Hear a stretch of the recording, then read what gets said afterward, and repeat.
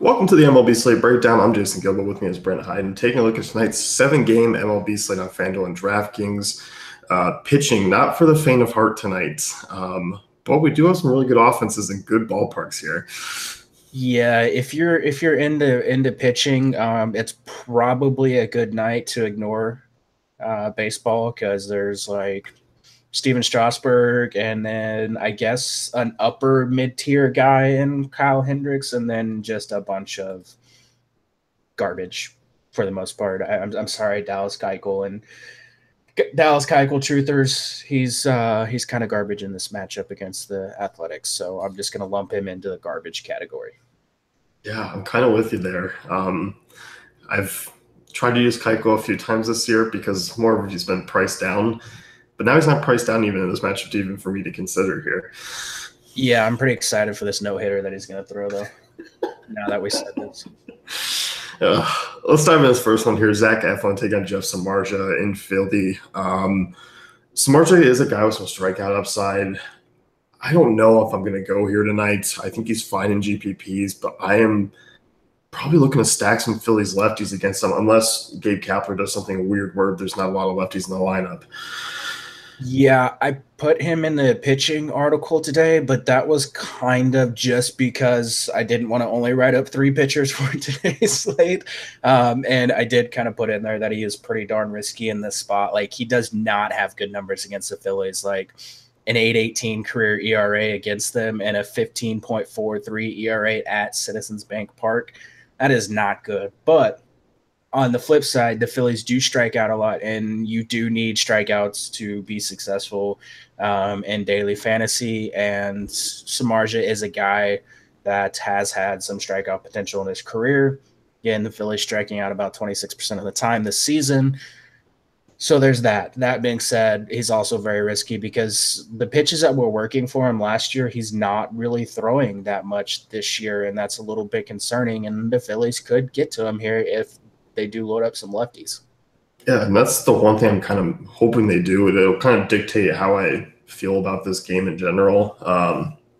Because right now the only lefties projected are Hernandez, Herrera and Santana, which, they could toss in a few extra guys in there, but it just never know what they're going to do. I do like the lefties here against Samardzija. Like, this guy's always struggled with left-handers, career 331, but 1.23 home runs per nine. He allowed 30 home runs last year. 22 of them came on the road, kind of as you expect, pitching in AT&T. This is not a good ballpark to pitch in, especially for home runs. I think that's where Samardzija could run into a couple problems. So I do like the lefties here. I do still like, Hoskins as well. I do like a little Philly stack, and if a guy like Nick Williams ever finds his way into the lineup, I like him as a punt option. Yeah, I don't know. I don't know why Nick Williams isn't making the lineup anymore. Maybe he like slept with Kapler's wife or something and needs punishments. I don't know. But if he makes the lineup, that is another lefty power hitter to worry about. Like you mentioned, he has struggled against lefties in his career. Has had a little bit higher strikeout rate against lefties dating back to last season. Is about 25%. So that is his one saving grace, but still, if that's the only nice thing you can say about him against lefties, that's a little worrisome. Yeah. The other side of things here, really like the Giants tonight against Zach Eflin. Eflin came out and pitched well against Miami. Different team here. I do like the lefties, but I do even like McCutchen and Posey here as well. I'm all aboard a Giants stack. They get the park upgrade here. Eflin's worse off against lefties, but he's not good against righties either. He's just not good in general. And the Giants have been heating up. They're coming out of that series in Atlanta where they looked really, really good. And Eflin, a guy dating back to last season, 2.84 home runs per night allowed to left-handed hitters, 387 WOBA allowed, 41% fly ball rates. When you get in a park like Citizens Bank, that's a little bit concerning. So as you mentioned, the lefty is Gregor Blanco, excellent option if he's in that leadoff spot. Very, very cheap across the industry, 2,700 on DraftKings, and he's really cheap on FanDuel as well. I do like him here. Belts is pretty much just a lock for my lineups. Like, I hate using that word lock, but for me, he is a guy that I'm building around as a core option. And I really, really like Brandon Crawford down towards the bottom of that lineup. For people that haven't been paying attention, Brandon Crawford has been raking recently. Yeah, we talk about Santana being one of the more unlucky hitters. He's another one. Expected WOBA about 70 point difference from what is dating back to last year. He's another one who, you mentioned the Giants heated up in that series against Atlanta. Crawford had a big series. Yeah, he really did. And then you can also look at like if Pablo Sandoval makes the lineup, he's minimum salary on FanDuel. There's your salary relief. You can use him on DraftKings too, because Steven Strasburg is like 13-6, which is crazy. And then a guy like Alan Hansen towards the bottom of that lineup is someone that I do like as well. Yeah, I do too. You have Poposi at like 3.8. Power does come more against lefties and righties, but obviously still a quality bat. Same with McCutchen. Giants on DK super cheap. Yeah, they really are. It's a really good spot for them. I expect them to be pretty popular, but even at their prices, like I'm okay with that. Yeah, me too. New York and Cincinnati in Great American Ballpark. PJ, is it Conlon? Conlon? Conlon. I don't want, it's a Cook Cox situation like last time. His is pretty straightforward, I think. I don't think we have to worry about calling him a cock whenever he's a cook. No, it's true. Homer Bailey on the other side of that one as well. Definitely like some offense here in this one. More on the New York side of things, though.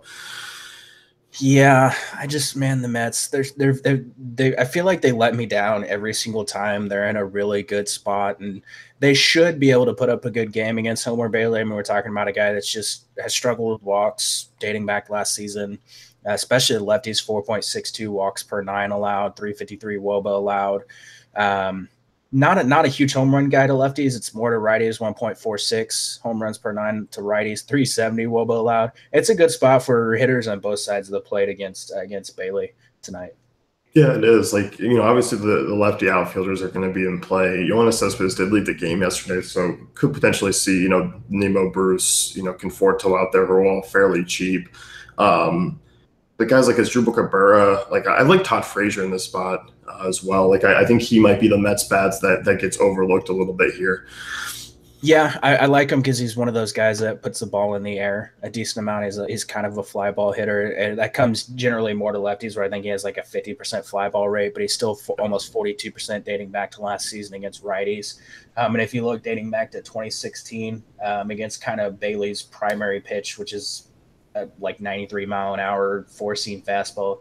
He's posted like a 294 ISO against the pitch. Unfortunately, that's one of the pitches where he doesn't make as much contact as others because it's a sub 80% contact rate, but still a good spot for him. Conforto, way too cheap. Way too cheap tonight, especially like on FanDuel, he's 3,100.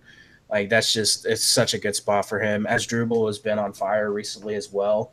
I love the spot for him. He's just a guy that is hitting everything from pitchers, lefties, righties, amphibious. Yeah. I don't even mind some of the bottom half guys, whatever other value bats get into that lineup, because, obviously you're probably paying up for Strasburg tonight. If you're not, I don't know where you're going. So I think some of the even the bottom half, Mets guys, I think Adrian Gonzalez is somewhat interesting on FanDuel where you can roster 2 first basemen.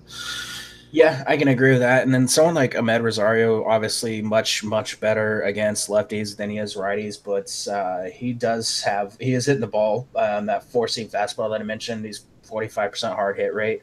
Not getting terribly lucky with it. I mean, it's a 421 xWOBA dating back to 2016, but a 65% contact rate. So he's a GPP option down towards the bottom, I think. Yeah. Red side of things here, as kind of usual with lefties, my interest is usually just with Eugenio Suarez and Adam Duvall. And that's kind of the same thing here today. Duvall's been another guy I've been rather unlucky to start the season. He's pretty cheap. He's under 3K on FanDuel. He's 4K. Big power upside here from Duvall tonight. I think so as well. I'm not terribly intrigued with stacking against Conlon. Conlon's not a guy. He doesn't have overpowering strikeout stuff. He's basically compared to 44-year-old Jamie Moyer at this point, where he's a guy who just kind of limits contact, limits hits, and he has a very deceptive, very long, where he reaches way back behind them, kind of wind up, and it makes it really hard for hitters to get a feel on his pitch. So I don't necessarily think I want to stack against him, but I don't really want to use him in the spot either, just because he's not a strikeout guy. But I don't mind, one off of like Suarez or Duvall here. Yeah, those are the only two guys. Like, not really looking to use any of the other right-handed bats. It's probably like Blendino and Peraza and those guys. Yeah, I'll wait till tomorrow for that stack. Who they play tomorrow? Jason Vargas. Oh. Oh man, they're all probably going to be free squares too. Probably. Oh man, Detroit and Texas next here. Mike Fulmer taking on Matt Moore. Fulmer's a guy we were talking a little bit about him. He's like a guy who shows strikeout upside once in every like 10 starts, and that start came against Pittsburgh already. He's so weird. Like I want to like him and I want to get behind Fulmer as like just an overall good pitcher, but then he goes and just pulls these stump moves where he's crap like 2 starts in a row. Yeah, I have a feeling because this is against the Rangers, he's going to be a very popular option tonight, and I'm not feeling it. Like you and I were talking about it prior to recording. Like I hate relying on Vegas for like pitcher, like whenever I'm looking at pitchers, but like when you're projected basically an even odds with Matt Moore, you're probably not in a very good spot. Like Matt Moore is terrible, and when Vegas is like, yeah, he might get a win, but Matt Moore might get a win. I'm not terribly comfortable in using a guy like this, especially when you look at it like Texas, like this pitch mix, like what he throws, like Texas matches up really, really well against kind of the pitches that he's been relying on this season. Yeah, I'm not intrigued. Like, you're going to probably look and go, oh, Texas strikes out a ton. And then kind of looking at Fulmer, the strikeout rate against lefties isn't that high. 46% of balls are hitting 95 miles per hour or higher off Fulmer from the left side so far this season. 237 ISO allowed. These are strictly 2018 stats. I feel like Fulmer's a different pitcher this year. It kind of is, and he's a guy like it's one of those spots, and especially where it's gonna be hot in Texas. I know the wind is projected to be blowing in a little bit, but it's gonna be really warm, and it's been a good hitting environment so far this season.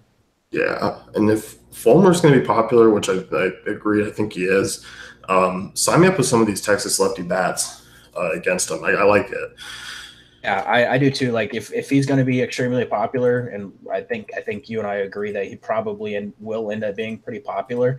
I do definitely want some of these Texas bats. Like he's throwing that like you can even look at righties here. Like I think some of the righties are in play, but guys that hit two seam fastballs really well, like Nomar Mazara, Shin Soo Chu, Joey Gallo, 429 ISO against the pitch last season. Yeah, that's troublesome whenever you get Joey Gallo out here with the potential to knock in, a couple dingers.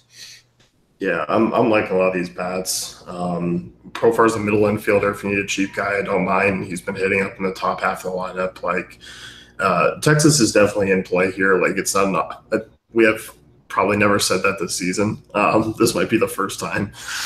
It might actually be the first time that Texas is someone that I'm actually heavily targeting. Yeah. Detroit side, problem is here, some of these guys are banged up a little bit, like Nick Castellanos day to day. If Castellanos is in the lineup, I have major interest in him. If he makes the lineup, yeah, I have a lot of interest in here. I mean, we're talking about Matt Moore, who has just been absolutely putrid to hitters on both sides of the plate, and he's really, really bad at Globe Life Park. Like 0-3 with a 7.79 ERA and 4 starts at Globe Life this season. So yeah, sign me up. There's a really good spot for everybody from the Detroit side of this game. Even the lefties, like I know it would be a lefty on lefty matchup, but like Matt Moore dating back to last season, 436 WOBA allowed to left-handed hitters. Righties 340 WOBA allowed, but man, it's a really good spot for these Detroit guys. It is, and they got 2 catching options that hit lefties pretty well. McCann, a guy who's cheap tonight, 286 ISO against lefties dating back to last year. But even a guy like Hicks, 224 ISO against lefties dating back to last year, 519 expected WOBA. Kind of a bummer like Miguel Cabrera's on the DL. Otherwise, you'd have like a little stack here you could use. But I think these guys are like 1-offs and 2-offs. Yeah, James McCann versus lefty. Just sign me up every single day. Like he's dirt cheap across the industry. I mean, I guess 3,300 is not really cheap on DraftKings, but he's 2,400 on FanDuel. Hicks is cheap as well. 2,600 on FanDuel. I know he's what is he? He is 3,500 on DraftKings. You can roll him out first base catcher eligibility. I like him in the spot. Jacoby Jones is a guy that's a little bit interesting in the spot as well. And then you're going to get like if Heimer Candelario's in the lineup, I do like him, and even like Leonis Martin if he makes the lineup, which he should, would be a great guy to target. And then we already talked about Castellanos, but even Victor Martinez. I know kind of age has sapped a lot of what he has left in the tank, but I still like him too. Yeah, you know who my final lineup is Matuk here. He might. Yeah, over 200 ISO against lefties dating back to last year. If he gets in the lineup, that would definitely be a good value option. Yeah, it's not projected right now, but definitely a guy to keep an eye on. Yeah, and even like Dixon Machado, Jose Iglesias, like cheap bats that are actually not terrible options here. No, definitely not. Miami, Chicago next year. You got Garcia taking on Hendricks. Not a game I'm expecting a ton of offense from. Like, there's a couple bats that you can potentially use on the Cubs side, but I'm not thrilled with this game as far as offense goes. And like Hendricks is definitely that second option tonight, but like a guy you don't love. I don't love Hendricks in the spot just because like I don't know if a win is going to happen for him, because I think a lot of people underestimate Jarlin Garcia and the talent that he has. Like I know Garcia is not going to be as good as he has been. Like that would be pretty darn impressive if he's, as good as he has been, because he has been really, really, really freaking good. But like this is a spot where I think he can keep the Cubs in check here. And on the flip side, like I think Hendricks can probably keep the Marlins in check. So both these guys made it in my pitching article. I don't know that either is going to get the win, because this may go like 7 innings with maybe each team scoring like a run, and then like, a homer comes off someone from the bullpen and whatever relievers in the game gets the win. But like pitching is just so bad today. Like I think you have to consider both of these guys. Yeah, I do too. The only guy I have interest on the Marlins side is Justin Bour. Absolutely just mashes sinkers, and a guy Hendricks has struggled with lefties, as far as power numbers go so far this season. And Bour is that power threat from the left side that I would have some interest in GPPs if I'm not using Hendricks. But the problem is I'm probably using Hendricks. Yeah, like if you're not using him, feel free. Unfortunately, for like $400, what is it, $400 more on DraftKings, I can get Brandon Belt, who I think I like a little bit more. But Bour is going to be very underowned. Yeah. Cubs side of things here, like, I am fine with using some of the right-handed bats. Like, obviously, Chris Bryant's always going to be intriguing against a righty. Same with Baez, who obviously has immense upside, huge power. I think you're going to get some of the secondary guys a little bit lower ownership, like a Wilson Contreras, just because, he's around guys like, Buster Posey. There are a couple cheap options as far as catchers go. So I think Contreras is an interesting GPP guy. Yeah, there were 4 guys whenever I wrote up Jarlin Garcia, there were 4 guys that I kind of focused on that he's going to have to worry about: Chris Bryant, Anthony Rizzo, Wilson Contreras, and Javier Baez. Unfortunately, only Bryant is a guy that really profiles extremely well against Garcia in the spot. The rest of these guys kind of have some really high whiff rates against the stuff that he's throwing.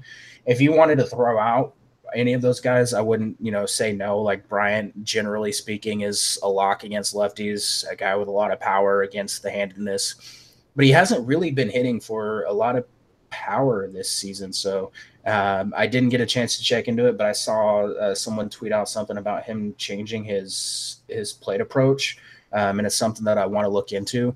That could be why, but if you want to roll him out, I mean, you can, but I'm not really picking on Garcia in the spot. No, I'm not either. But yeah, Buster Olney was talking about that last night a little bit on Sunday Night Baseball, about how he's basically simplified things and is looking to more go opposite field and looking to kind of, singles are something that's gone away from the game. And Brian said he's kind of making a focus on making that comeback. A little odd. He's trying to bring back small ball baseball. I don't send him to the Royals, I guess. There you go.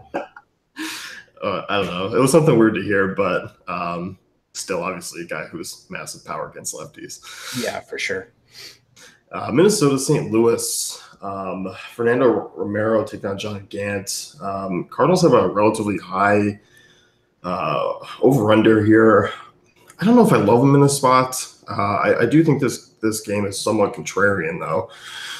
I think it's a little bit contrarian. Like Romero might end up being a guy that's a little bit popular because he did kind of come out last game and pitch really, really well. That was against the Blue Jays, though. And this Cardinals team, like even though you don't really fear a ton of these guys, like they have some good hitters against Romero. Like what he's throwing like very, very high velocity four seam fastball and two seam fastball, both touching about 90, anywhere from 95 to 98 miles an hour.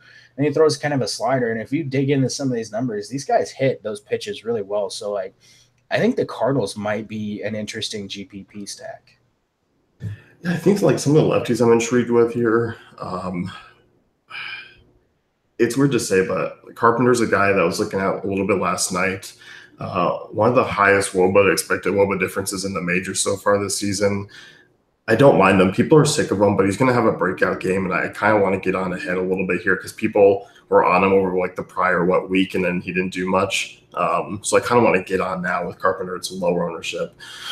Yeah, looking at it like Romero in that first start threw his two seam slash sinker about 46% of the time. Dating back to 2016, Matt Carpenter 477 expected WOBA, 329 ISO, 49.7% hard contact, and a 90% contact rate against that pitch. It's pretty impressive numbers. And then you look at like Dexter Fowler, 417 x WOBA, 249 ISO, 39% hard contact, almost 90% contact rate against the pitch. It's pretty good numbers there for him as well. And then you have guys that hit sliders pretty well. Decent. I mean, that's another pitch. He threw that about 28% of the time, and he threw his regular four seamer about 25. Like these guys all profile extremely well in this spot. And even like Francisco Pena, who I believe is going to be the guy that is behind the dish now that Yachty had to go on the DL. He's a very solid, like, cheap catcher option. Do you squirm like every time you just hear Yadier Molina's name now? A little bit, yeah. Oh man, yeah, it was painful. Yeah, all these guys super cheap. Outside Tommy Pham, who may or may not be in the lineup, he's been dealing with that nagging injury. Yeah, I don't mind the Cardinals here. I think even a guy like Jose Martinez is intriguing at first base for 3,400. Yeah, and even someone like Harrison Bader, if Pham is in the lineup, maybe Bader gets in there. He would be an intriguing probably value bet too, because he's 3,700. I thought it was going to be cheaper than that. Yeah, DK's on top of it sometimes. I guess so. FanDuel is not because he's 2,700 there. Oh, well, he's at least in the player pool. Yeah.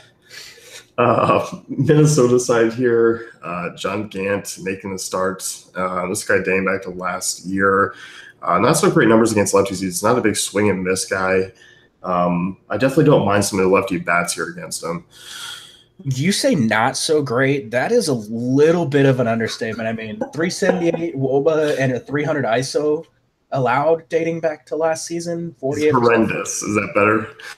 Yes. Like Joe Mauer is the guy that may hit a home run off John Gant tonight. Like that's telling you something. I love the lefties here, and I'm expecting these guys to bounce back after getting no hit by James Shields.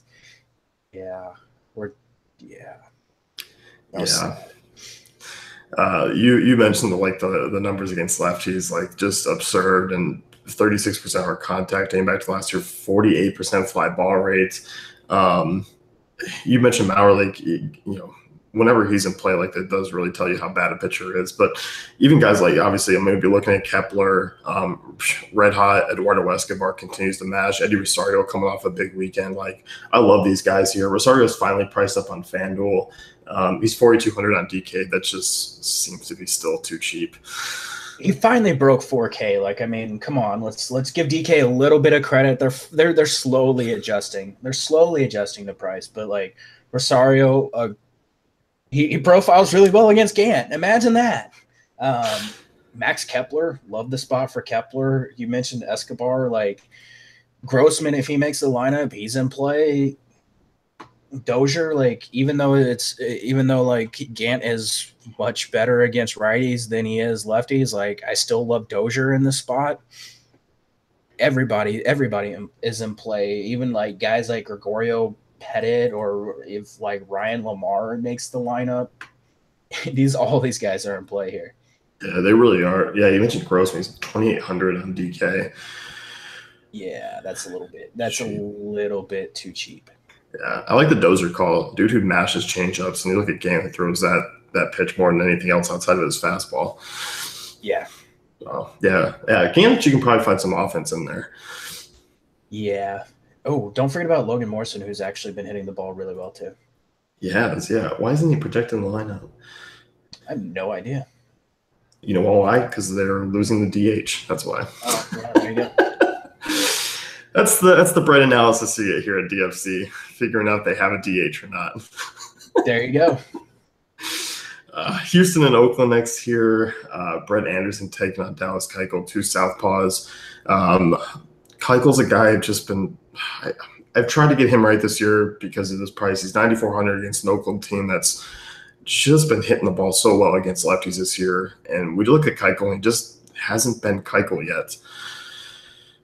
I think he had one game where he was actually Keuchel-esque, maybe two. Actually, no, it's been two games, I believe. One was against the White Sox and one was against the Mariners. But like this Athletics team, we've talked about it. Like there are strikeouts available in that lineup, especially the lefties are striking out like 24% of the time, but 42% hard contact. And if you look, like Keuchel is that guy, he throws his fastball or his two-seam fastball / sinker a lot. And this is a Oakland team that hits that pitch extremely, extremely well. And I think you and I talked about this the last time they faced off. There's a lot of guys in this lineup that have a decent amount of power against that pitch. I mean, you have Matt Chapman, 313 ISO against it, Matt Olson, 333 ISO against it, like Mark Canha, 356 ISO against that pitch, dating back to 2016. It's a very dangerous spot for Keuchel. Yeah, it really is. You mentioned the hard contact. It's absolutely insane. It's a lot of these guys. I mean, you look at like Chad Pender's 78% hard contact against lefties this year. Chapman 52, Olson 50%, Mark Canha 45. Like, yeah, they just plug in a lot of righty bats. I mean, the only lefty bat's probably going to be Olson. The rest are either switch hitters or right-handers. And Keuchel's just been a guy who ground ball rate's still there, but he's still giving up some power. 213 ISO to righties this year. I don't mind taking like a couple one-offs here from Oakland. I think Oakland would be a very, very good tournament stack today because I think Keuchel is a guy that's going to garner some ownership. And especially in tournaments, you can do some damage against those Keuchel owners if you have some of these guys. You mentioned Chad Pender, really good spot here. I love Matt Chapman. Love Matt Chapman in the spots. Profiles extremely well against those two-seam / sinkers. I mean, 313 ISO, as I mentioned, average exit velocity dating back to 2016, like 92 miles an hour. 320-foot average distance. That's dating back to 2016. That's a very large sample for a guy that's hitting the ball really, really hard and really far.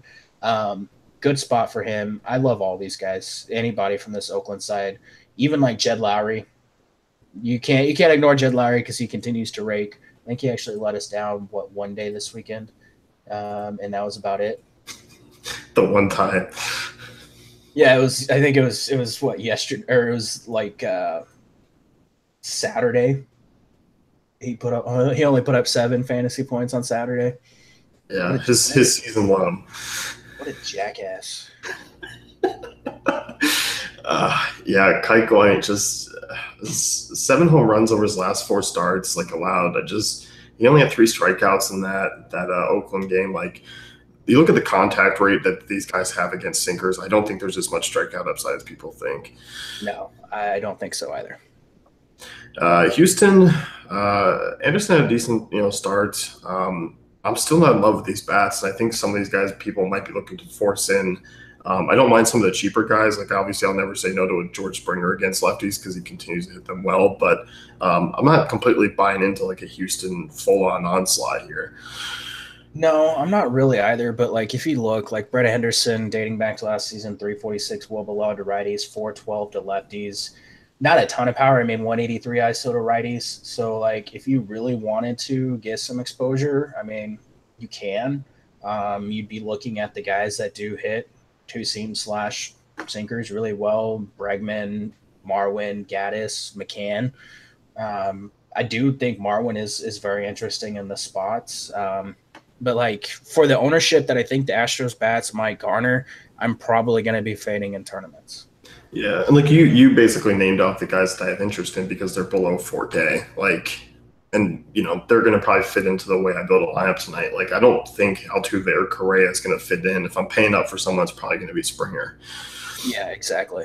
So, but viable options, like you said, they're probably going to come in highly owned in GPPs, which I'm not thrilled with. Yeah, I actually haven't been keeping I haven't been keeping track of how popular the Astros are in tournaments. I wonder if their ownership has started to go down since like their performances have started to go down. But it's something I kind of want to keep an eye on, like especially on a smaller slate, like what their ownership is going to be. Yeah. Washington, San Diego next year. Steven Strasburg taking on Tyson Ross. Strasburg, your most expensive pitcher on the slates, 10K on FanDuel, 13.6 on DraftKings. Obviously, he's the guy on the board here, even though he's been a little bit rocky to start the year. He's still the best option. He's like the only option. That's true. And he's going to be popular, and I get it. Like it is really tough to trust. Like when you can project Strasburg to be extremely popular, it's a little bit tough to trust him because it feels like he lets you down in those spots. But it's one of those situations. I just don't see a way around you not using him in cash. Like you just have to. Like the strikeout upside against this Padres team is ridiculously high. I know he's had a couple bad outings. But, like, we're talking about a guy that has double-digit strikeouts in 2 of his last 3 outings. It's just such a good spot for him. I don't see how you don't use him tonight. I just don't. No, I think if we had some other options, if there's a couple other games, maybe I'd be looking to make a pivot just because there's a potential where San Diego rolls out like 6, 7 lefties in the lineup tonight, which isn't something I'm tremendously concerned about, but he has shown a little bit of an issue to actually get some strikeouts against lefties this year. Yeah, but I mean, if you look at it dating back to last season, still a 27% strikeout rate, but compared to righties where it's like 31%, I guess that is a pretty big difference, but still, I'm not really worried about it. No, it's just like I said, if it's a different slate, like I wouldn't be paying 13.6 for him. Oh yeah, for sure. But if it was a different slate, he probably wouldn't be 13.6 either. Good point, sir. I don't have interest in any San Diego bats here, do you? No. I don't really even have interest in Washington bats outside of like Bryce Harper, maybe Trey Turner. Trey Turner is interesting just because he does have huge stolen base upside in this spot if you can get on. I actually kind of do. Like I've been on the Tyson Ross train pretty much all season long. Like I've been using him like every start, and he's been absolutely dominating. But he's facing a Washington team that actually hits sliders extremely well, and that is how he has survived this season. Is he's throwing that slider like 40% of the time, and it's been a really, really good pitch for him. But like all these guys, like none of them have like huge contact rates against the pitch. Like they're all below 70%. But talking about Bryce Harper, 351 xWOBA, Trey Turner, 407, Matt Adams, 431, Ryan Zimmerman, if he makes a lineup, 452, Howie Kendrick, 412, Michael Taylor, 349. All these guys have good expected WOBAs against the pitch. Now, that doesn't necessarily mean it's going to come to fruition and they're going to have big games, but that tells you they should be hitting that pitch extremely well. So, especially with Matt Adams, the way he's been hitting recently, it's kind of tough to consider taking a guy against Matt Adams when he's basically coming out and hitting a home run like every single time he comes to the plate in the first inning. God, Matt Adams, what a steal like of the offseason. Yeah. Crazy. He has better numbers than Eric Hosmer, and he's making like $100 million more dollars than he is.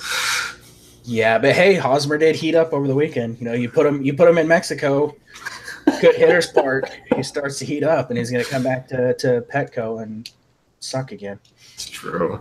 You could probably get away with a little Washington stack here if you wanted to. You could, and like I definitely would not overlook Matt Adams if you're fading someone like Brandon Belt. No, definitely not. Or if you want to use them both on FanDuel, there you go. There you go. So, is Brandon Belt your home run call? Yes. Okay, I'm going to let you get that one out of the way. Who's your other? James McCann. I like it. I'm going to go Michael Conforto here. John Hicks. Ooh, we're getting pretty going out on limbs here. Oh, man, it's going to be whatever Detroit catcher you roster, the opposite is going to hit a home run tonight. Just use both. Yeah, that's true. So, or all three, because there are some days where they have 3 guys in their lineup that are listed as catchers. Yeah, which I don't know how that happens, but it does. Yeah, because you have Granier now, and yeah, that's true. We need Saltalamacchia. Oh my god, he is with the Tigers, but I guess he's in the minors. We need some salty dongs. Well, technically on FanDuel, Victor Martinez is still catcher. You might as well just take him out of the player pool. Oh, man. Before I just tilt Brent over the edge here, that's it for us. You can go to DaveFantasyCafe.com. Brent on the pitching article today. Cheat sheet stacking up there as well. We'll see you guys tomorrow. Good luck tonight.